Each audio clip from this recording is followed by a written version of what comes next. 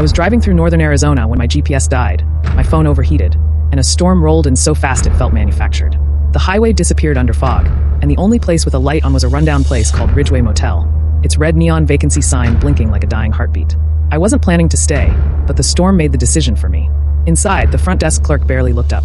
Pale, jittery, eyes darting like he was tracking someone I couldn't see. He slid me an actual metal key, room 12, and quietly said, "Don't wander. Stay in your room." The way he said it wasn't advice, it was a warning. Room 12 smelled like old cigarettes and lemon cleaner. I tossed my bag down and froze. Someone had left a small brown box on the bed. No tape, no branding, just my room number written on top in red marker. Thinking it was a mistake, I went back to ask the clerk, but the lobby was dark.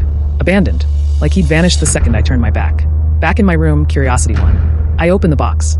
Inside was an old, scratched flip phone with a cracked screen. Dead battery, but there was a note taped to the back. For words written in messy handwriting. "Don't trust room 14. I felt a chill crawl down my spine. I'd passed room 14 earlier. Someone had definitely been inside. The lights were off, but I remembered seeing movement under the door.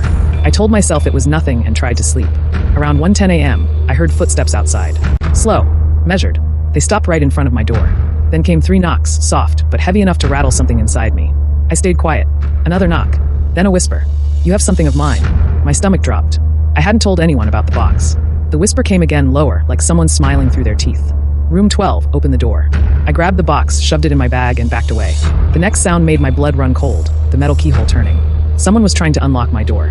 I sprinted into the bathroom, shoved open the tiny window, and climbed out into the freezing rain. I ran to my car, hands shaking so hard I dropped my keys twice. When I finally started the engine, my headlights lit up a figure standing outside room 14. A tall man, completely still, staring at me like he'd been waiting all night. He held a ring of master keys in his hand, and he smiled when he saw me looking. As I sped out of the parking lot, something inside my bag vibrated. The old flip phone, the one that was dead, was suddenly turning on. The screen lit up with a single notification. One new video. Timestamp, 12:58 a.m. Title, "Don't Let Him Find You." I didn't watch it until the next morning. I was in a diner 3 towns away, hands still shaking as I opened the video file. The video wasn't from the motel. It was from inside room 12. It showed me sleeping on the bed. The camera was shaking slightly, like someone was recording from inside the closet. In the corner of the frame, almost invisible in the dark, there was a second figure standing in the room. Tall, still, watching me. And I never saw that person enter or leave.